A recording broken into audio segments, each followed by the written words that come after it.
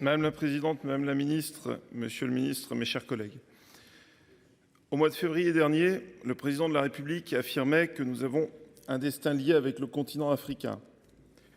Les États africains sont confrontés à d'immenses défis. S'ils ne trouvent pas de solution, la France et l'Europe en subiront aussi les conséquences. Les effets du dérèglement climatique ne font que commencer à se faire sentir.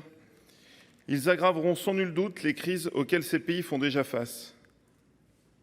Avec une abondance de terres arables et de minerais, le continent africain dispose de solides atouts. Pourtant, la majorité des économies africaines connaît une croissance économique insuffisante. Parfois tragique, cette situation ne peut nous satisfaire. Les causes sont multiples, mais l'absence de sécurité est un facteur clé. Elle décourage bien sûr les investisseurs, aussi bien locaux qu'étrangers. Elle entraîne également les surcoûts qui nuisent à la rentabilité, qu'ils soient liés aux besoins de protection ou bien à la réparation des dégradations. À cela s'ajoute le caractère très perfectible des réseaux d'infrastructures. Encore dégradés par l'insécurité, ils pèsent eux aussi sur la croissance économique. Les pays européens, dont bien entendu la France, entretiennent des relations particulières avec les pays africains. Pour des raisons historiques, mais aussi géographiques, nous devons veiller à les préserver et à les améliorer. Le renouveau de nos relations a été engagé par le président de la République au début de cette année. Nous nous félicitons de ces orientations. D'abord parce que cette évolution était plus que nécessaire. La France a fortement œuvré pour la sécurité du continent, particulièrement dans la bande sahélo-saharienne.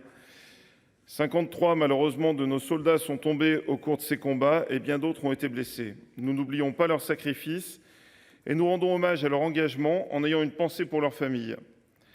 Notre pays a été bien mal récompensé de ses efforts. Succombant à des putschs alimentés par la désinformation russe, certains gouvernements ont demandé le départ de nos forces. Ces revers ne signifient pas pour autant que nous devons nous désintéresser de la sécurité du continent africain. Nous restons convaincus qu'elle a des incidences directes sur la sécurité de la France et celle de nos partenaires européens. Dans les pays avec lesquels nous continuons de travailler, il est nécessaire de réduire l'empreinte de nos forces afin d'éviter d'apparaître comme une force d'occupation, ce que nous ne sommes pas. La France dispose d'une très longue expérience des conflits. Nous savons que la force militaire ne suffit pas à elle seule à les résoudre. Parvenir à des compromis politiques est nécessaire. Au plus près des forces locales et des populations, nous croyons que le développement de coopération, y compris internationale, sera d'une grande efficacité pour y parvenir. La France peut conseiller, elle peut contribuer, mais il ne lui revient pas d'assumer la sécurité du continent africain. Cette tâche incombe nécessairement aux gouvernements locaux. Dans le domaine économique, l'approche impulsée par le président de la République nous semble également cohérente et pertinente.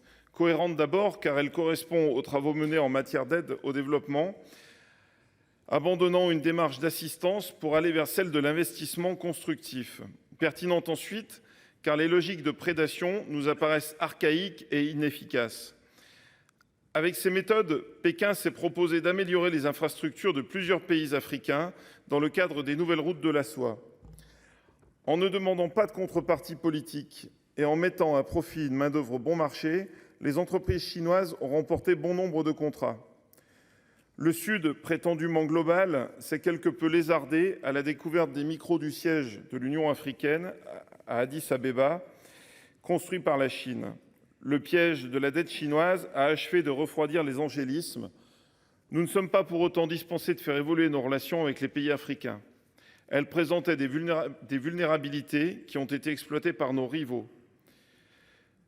Nos partenaires africains attendent légitimement d'être traités en égaux.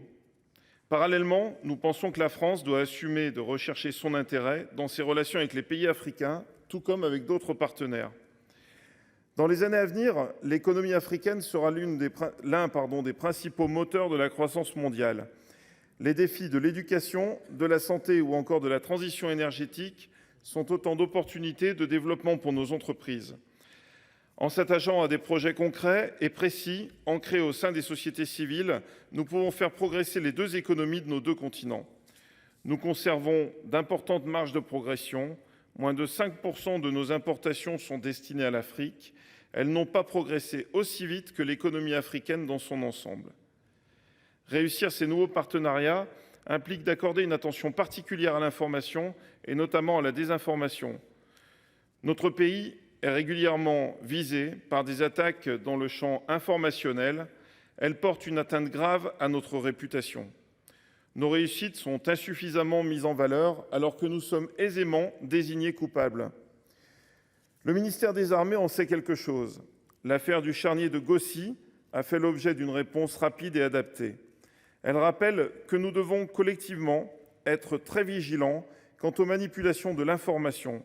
Afin de mieux faire connaître ce que nous ferons et ce que nous faisons déjà, il nous faut développer nos capacités de communication.